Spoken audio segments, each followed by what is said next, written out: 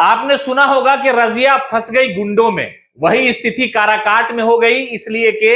उपेंद्र कुशवाहा जो कभी भारतीय जनता पार्टी के बहुत करीबी नेता थे, बड़ा अच्छा गठबंधन था, नरेंद्र मोदी की कैबिनेट में वो राज्य मंत्री का दर्जा प्राप्त किए हुए थे, और फिर स्थिति हुई कि उन्होंने साथ छोड़ा, मुख्यमंत्री नीतीश कुमार के साथ पार्टी का विलय करके कहा कि हम लोग तो साथ ही रहे हैं, समाजवाद की राजनीति करते रहे हैं। लेकिन काराकाट की स्थिति उस वक्त सबसे ज्यादा दिलचस्प हो गई जब पवन सिंह ने वहां से चुनावी मैदान में अपना नामांकन दाखिल किया। उसके बाद से एक तरह से कहा जाए कि उपेंद्र कुशवाहा की जो सांसें हैं वो अटक गई, और वहां पर लेफ्ट का उम्मीदवार गठबंधन ने वहां पर दिया। तो ऐसे स्थिति में जो स्थिति थी सियासत की, वो समझिए कि विपरीत जाने लगी उपेंद्र कुशवाहा के खिलाफ, और वहां पर जो स्वर्ण जाति का वोट था, खास तौर से इसलिए कि वो जो काराकाट का, भोजपुर का, आरा का इलाका है, उस इलाके में भोजपुरी जो कलाकार होते हैं उसके प्रति लोगों की दीवानगी अलग होती है, और वही अगर राजनीति में आ जाए तो और भी बढ़ जाती है। और खास तौर से जो युवा जाति है वहां पर, जो स्वर्ण कास्ट के युवा हैं,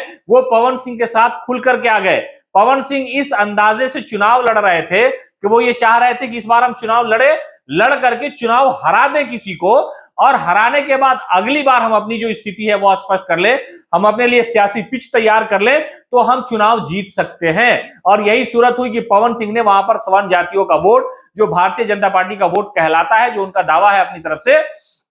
तो उनका वोट उन्होंने काट लिया। 1 लाख अगर वोट पवन सिंह ने काट लिया, तो ऐसी स्थिति में समझिए कि जो नैया है उपेंद्र कुशवाहा की, वो डूबती हुई नजर आ रही है। और कहा यह जा रहा है कि सियासत में ना घर के हैं ना घाट के हैं, तो उपेंद्र कुशवाहा वहां पर चुनाव हारते हुए नजर आ रहे हैं। और लेफ्ट के जो उम्मीदवार है राजाराम कुशवाहा को ही वहां पर इंडिया गठबंधन ने चुनावी मैदान में उतारा था, तो स्थिति उनके पक्ष में चली गई। इधर कई सारे उम्मीदवार हो गए, और वहां पर AIMIM ने भी अपना उम्मीदवार खड़ा कर दिया था। तो इस तरह से कहा यह जा रहा है कि स्थिति यह है कि उपेंद्र कुशवाहा चुनावी मैदान में पिछड़ रहे हैं, और उपेंद्र कुशवाहा की स्थिति बिल्कुल दयनीय हो गई है। वहां पर एनडीए का जो वोट था वो बंटवारा हो गया, और इसका फायदा सीधे तौर पर राजाराम कुशवाहा को मिला, और वहां पर इंडिया गठबंधन के जो उम्मीदवार है वो जीतते हुए नजर आ रहे हैं।